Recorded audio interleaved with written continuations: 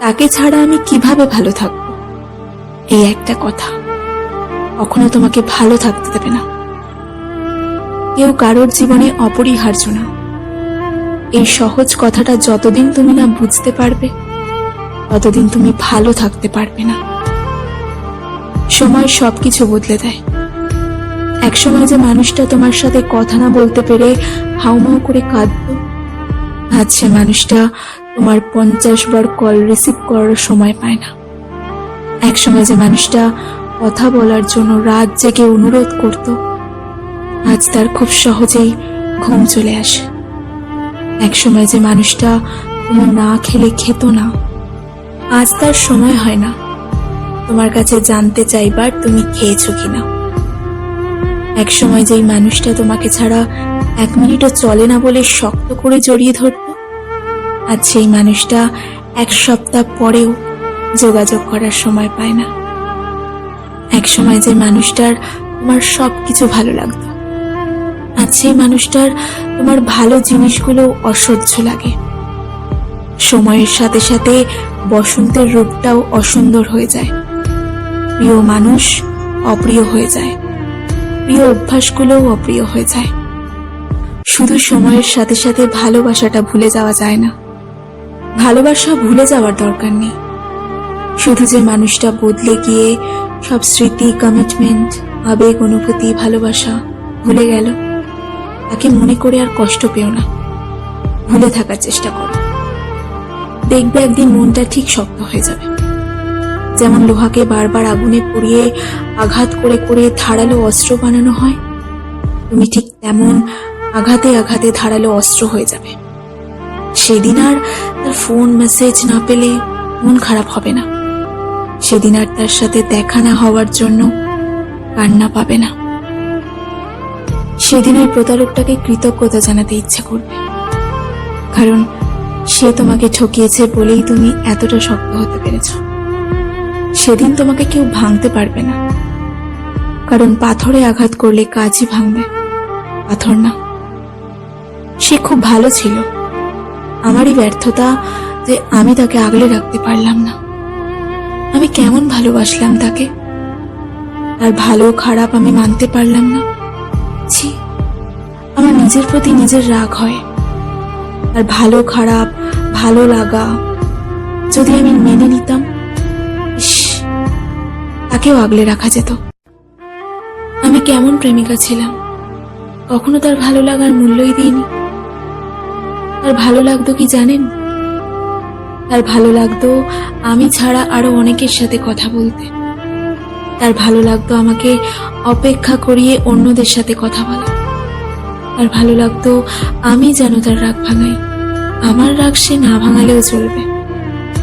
তার ভালো লাগতো মেয়ে বন্ধুদের সাথে খারাপ ভাবে কথা বলা, তাদের সাথে আলাদা করে দেখা করা, আড্ডা দেওয়া। তার ভালো লাগতো সবাইকে ছবি দেওয়া, কিন্তু আমি চাইলে 1000টা বাহানা। তার ভালো লাগতো মিথ্যে কথা বলা। তার ভালো লাগতো পুরনো প্রেমিকার সাথে কথা বলা।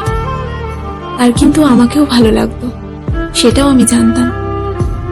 তার ভালো লাগতো ঘুমের নাম করে আমাকে এড়িয়ে চলা। তার ভালো লাগতো আমাকে কষ্ট দেওয়া। আমি তার এইসব ভালো লাগাগুলো মেনে নিতে পারতাম না। ছি, আমি কেমন প্রেমিকা ছিলাম। এই জন্যই তো তাকে আগলে রাখতে পারলাম না।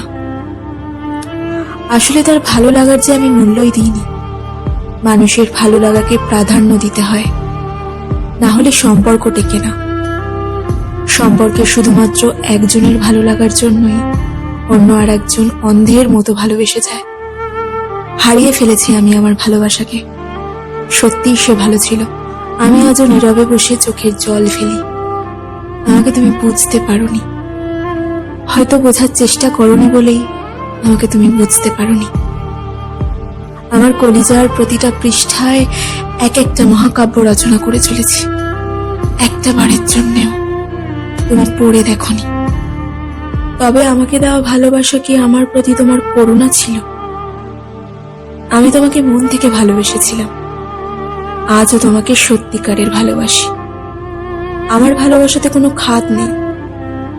সবকিছুর পরেও কেন আমার থেকে এভাবে দূরে চলে গেলে? সবই তো জানতে, কতটা পাগলের মতো তোমায় ভালোবাসতাম। হায় রে দুনিয়া, এই পৃথিবীতে সত্যিকারের ভালোবাসার কোনো দামই নেই। তোমার ওই দুদিনের ভালোবাসাগুলোও তাহলে অভিনয় ছিল, তাই না? কি দোষ করেছিলাম বলো তো? তোমাকে ভালোবাসাটা কি আমার দোষ ছিল? কিন্তু আমি তো তোমাকে জোর করিনি, আমি একাই তো তোমাকে ভালোবেসে যাচ্ছিলাম। এটাই তো ভালো ছিল। কেন দুদিনের জন্য এসে আবার চলে গেলে? আমাকে ভালোবাসা যদি এতই অরুচিকর হয়, তবে কেন তুমি মিথ্যে স্বপ্ন দেখালে? তোমার মনে আমি নেই, সেখানে আছে অন্য কেউ, সেটা আমাকে বলে দিতে পারতে। আমি তো দিব্যি ভালোই ছিলাম, আমি, আমার একার জীবন আর নীরব ভালোবাসাকে নিয়ে। যে ভালোবাসায় আমি তোমাকে কাছে পেতাম না, কিন্তু নিজেকে আড়াল করে তোমাকে রোজ দেখতাম। যে ভালোবাসায় আমি একাই নিজের ভালোবাসার কথাগুলো বিড়বিড় করতাম। তোমাকে আজও খুব মিস করি, আজও তোমার কলের আশায় থাকি। কিন্তু তুমি তো ব্যস্ত অন্যদের নিয়ে। যে কটা দিন তুমি আমার কাছে ছিলে, আমার মনে হয়েছিল আমি হয়তো জিতে গেছি তোমাকে আমার জীবনে পেয়ে। কিন্তু না, সেটা ছিল ক্ষণিকের জন্য। আমি পেয়েও তোমাকে হারালাম। এর থেকে তোমাকে না পেতাম, তাহলে হয়তো এতটা কষ্ট কখনোই হতো না, এভাবে কাঁদতে হতো না আমাকে। আচ্ছা, একটা কথা বলি, আমার মতো কি তোমাকে অন্য কেউ ভালোবাসতে পারবে? না, পারবে না। তুমি আমার ভালোবাসাটাকে এতটাই ছোট করে দেখেছো যে কখনোই আমার ভালোবাসা বুঝতেই পারোনি। শেষবারের মতো একটা কথা বল, কে তোমাকে আমার থেকে এত বেশি ভালোবাসে? তার জন্য তুমি আমাকে এভাবে কষ্ট দিচ্ছ। সুখী থাকো তুমি তাকে নিয়ে, আমি না হয় একাই তোমাকে ভালোবাসো। সম্পর্ক যখন শুরু হয়, তখন আমরা ভীষণ রকমের কেয়ারিং থাকি। সকালের ব্রেকফাস্ট থেকে ডিনার পর্যন্ত একজন অপরজনের খাবারের কথা মনে করিয়ে দিই। ব্যাপারটা এমন না যে আমি তাকে না বললে সে খাবে না। ব্যাপারটা হলো সম্পর্কের শুরুতে কেয়ার নেওয়া বা কেয়ার পাওয়া, এই দুটো বিষয়ে আমরা ভীষণ রকমের তৃপ্তি পাই। ঘন্টায় 3 বার ফোন দেওয়া, দিন শেষে ঘন্টার পর ঘন্টা কথা বলা, একজন অসুস্থ হলে আর একজনের দুশ্চিন্তা হওয়া, সবকিছুই একটু অন্য রকমের থাকে। মাঝে মাঝে মনে হয় মানুষটাকে ভালোবাসার জন্য এক জীবন যথেষ্ট না। এরপর অল্প অল্প করে সম্পর্কের ডেফিনেশন বদলাতে শুরু করে। কেয়ারিং মানুষগুলো ড্যাম কেয়ার হয়ে যায়, প্রিয় মুখ মুখস্থ হয়ে যায়। রাত জেগে কথা বলা মানুষটা মধ্যরাতে ঘুমাতে শুরু করে। একজনের অসুস্থ হয়ে যাওয়ার ব্যাপারটা আর একজনের কাছে স্বাভাবিক হতে শুরু করে। প্রচন্ড জ্বরের ঘরে যে বিপরীত